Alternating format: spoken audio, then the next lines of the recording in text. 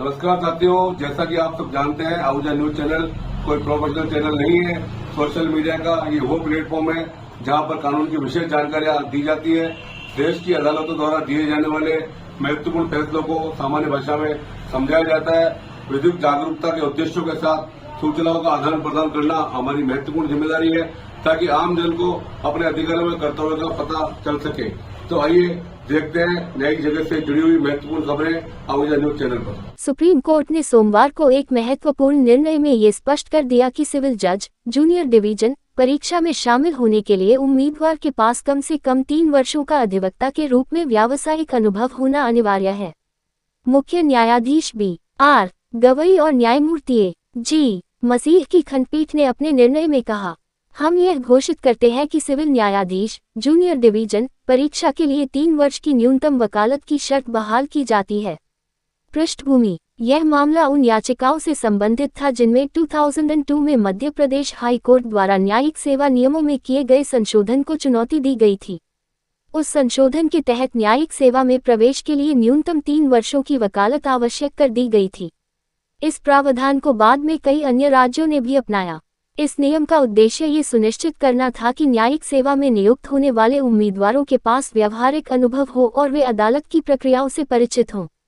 Bar council of India और विभिन्न राज्य बार काउंसिलों ने भी इस प्रावधान का समर्थन किया था, ये तर्क देते हुए कि अधिवक्ता के रूप में अनुभव रखने वाले व्यक्ति अधिक न्यायसंगत और प्रभावी निर्णय देने में सक्षम होते हैं।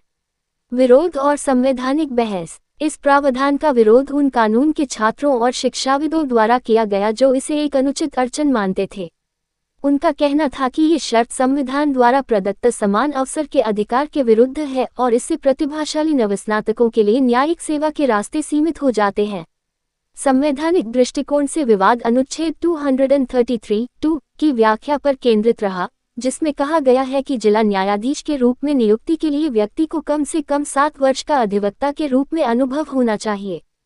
हालांकि ये प्रावधान विशिष्ट रूप से जिला न्यायाधीशों पर लागू होता है, न कि जूनियर डिवीजन के सिविल जजों पर। इसीलिए राज्यों के न्यायिक सेवा नियम इस संबंध में भिन्न रहे हैं।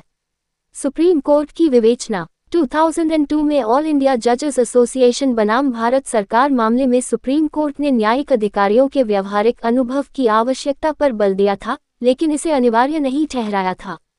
अब वर्तमान निर्णय के माध्यम से सुप्रीम कोर्ट ने इस शर्त को पुनः प्रभाव में ला दिया है।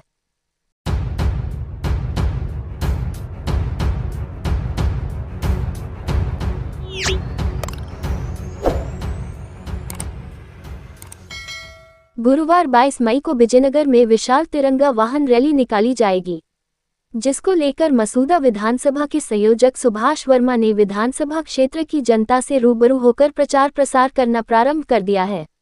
संयोजक सुभाष वर्मा ने बताया कि ऑपरेशन सिंदूर के माध्यम से देश के सैनिकों ने जिस प्रकार से अपनी शौर्यता का प्रदर्शन किया है, उसी अनुसार उनकी हौसला अफजाई करने व उनके सम्मान स्वरूप ये रैली निकाली जा रही है।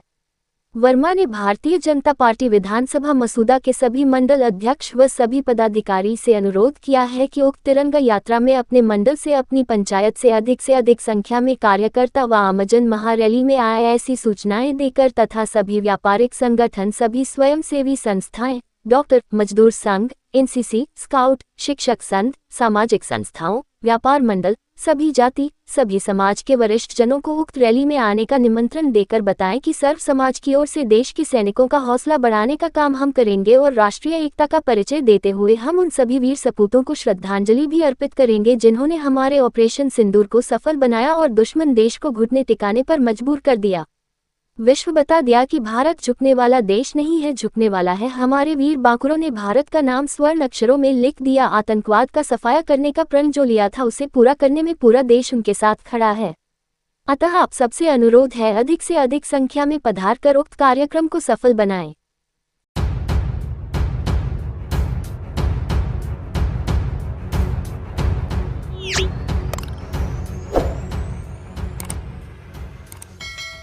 अंग्रेजों के जमाने के बने हुए सबसे पुराने रेलवे स्टेशन बांदनवाड़ा से होकर प्रतिदिन 10 से 15 ट्रेनें निकलती है, लेकिन केवल मात्र एक ट्रेन के रुकने से आमजन सुविधा से वंचित हो रहे हैं। रेल प्रशासन की अनदेखी से यात्रियों को परेशानी का सामना करना पड़ रहा है। बांदनवाड़ा रेलवे स्टेशन से होकर सरपट गुजरने वाली ट्रेनों के ठहराव के लिए स्थानीय जनप्रतिनिधियों द्वारा कई बार प्रयास किया जा चुका है। दिल्ली, चेन्नई, मुंबई, रतलाम सहित अन्य महानगरों की ओर में यात्रा करने वाले यात्रियों को अजमेर भीलवाड़ा जाकर उक्त ट्रेनों से अपनी यात्रा शुरू करने के लिए मजबूर होना पड़ रहा है। बांदनवाड़ा स्टेशन से अहमदाबाद के लिए सीधी रेल सेवा के अभाव, रेल प्रशासन की ओर से किसी भी ट्रेन का बांदनवाड़ा स्टेशन पर ठहराव घोषित नहीं होने से क्षेत्र के लोगों को लंबी दूरी तक यात्रा करने के लिए बेहतर रेल सेवा से महरूम रहना पड़ रहा है। रोगियों को ट्रेवल्स व रोडवेज बसों के जरिए अहमदाबाद तक यात्रा करने के लिए मजबूर होना पड़ रहा है। कस्बे के विभिन्न संगठनों द्वारा रेल प्रशासन, रेल मंत्री, सांसद को बार बार ज्ञापन दिए जाने के बावजूद भी कोई सुनवाई नहीं होने से क्षेत्र की जनता में रेल प्रशासन के खिलाफ भी आक्रोश बढ़ता जा रहा है। लोकसभा चुनावों से पूर्व क्षेत्र की जनता भागीरथ चौधरी को भी आड़े हाथ ले चुकी है। तब चौधरी ने आश्वासन दिया था कि चुनाव जीतते ही पहली प्राथमिकता बांदनवाड़ा में ट्रेन रुकवाने की रहेगी। अब चुनाव जीतने और मंत्री बनने के 1 साल बाद भी ट्रेन का स्टॉपेज नहीं होने से कस्बे के समाजसेवी एडवोकेट डॉक्टर मनोज आहूजा ने रेल मंत्री अश्विनी वैष्णव, कृषि मंत्री भागीरथ चौधरी व मंडल रेल प्रबंधक अजमेर को पत्र लिखकर Delhi Udaipur Chetak express, Indore Jodhpur express, Jaipur Udaipur inter holiday train रुकवाने की मांग करते हुए निवेदन किया है कि उक्त ट्रेनों के रुकने से न केवल रेलवे को राजस्व मुनाफा होगा बल्कि यात्रियों को भी सुविधा मिल सकेगी। इसके साथ ही आहूजा ने बताया कि ब्रॉडगेज होने से पूर्व मीटर गेज लाइन पर लगभग सभी ट्रेनें रुकती थी और उस दौरान काफी यात्री भार रहता था और रेलवे को राजस्व लाभ भी मिलता था, इसलिए अब उक्त ट्रेनों का ठहराव सुनिश्चित किया जाना आवश्यक है।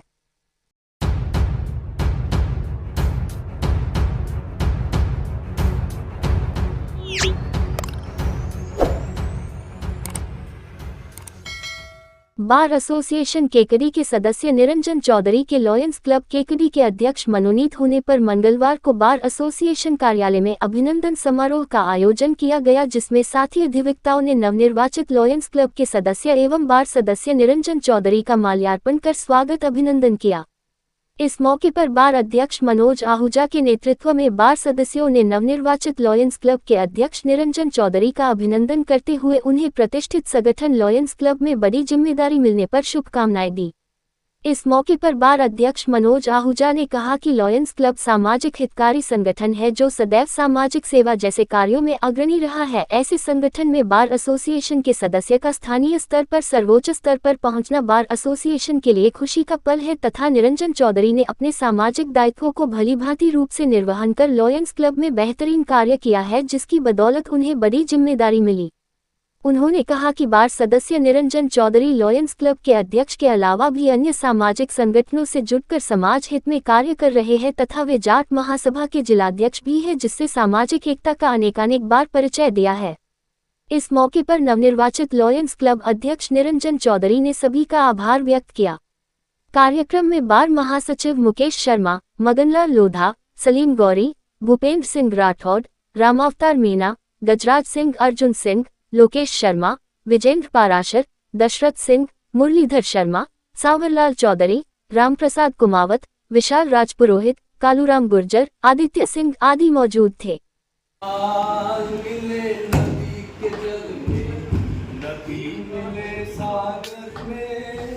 सागर मिले कौन से जल में कोई जाने ना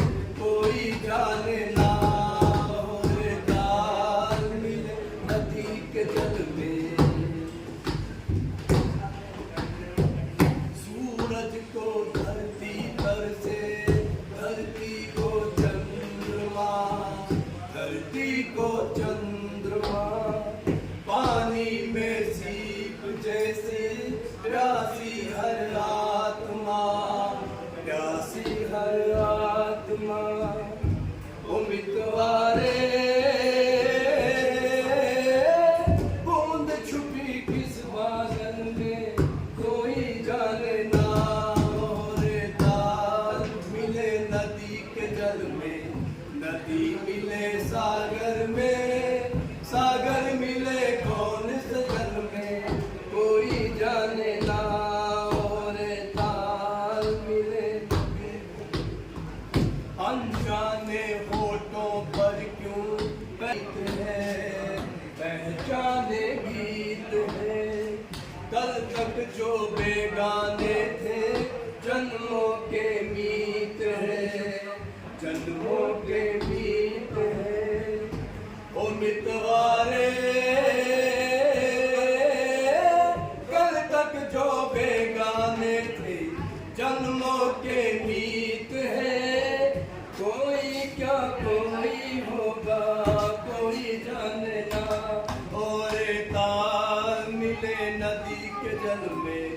नदी मिले सागर में, सागर मिले कौन से जल में, कोई जाने ना हो रे।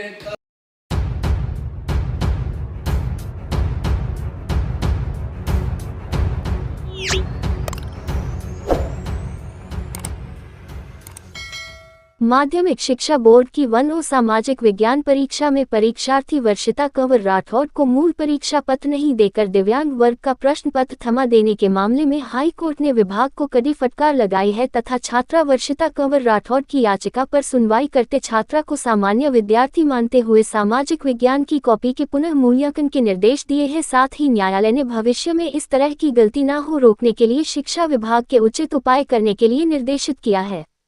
जानकारी के अनुसार बघेरा की सीनियर सेकेंडरी स्कूल स्थित परीक्षा केंद्र में परीक्षा दे रही वर्षिता राठौड़ को 10वीं सामाजिक विज्ञान की परीक्षा दे रही थी। परीक्षा ले रहे वीक्षक ने छात्रा को मूल प्रश्न पत्र देने की जगह दिव्यांग वर्ग का प्रश्न पत्र दे दिया।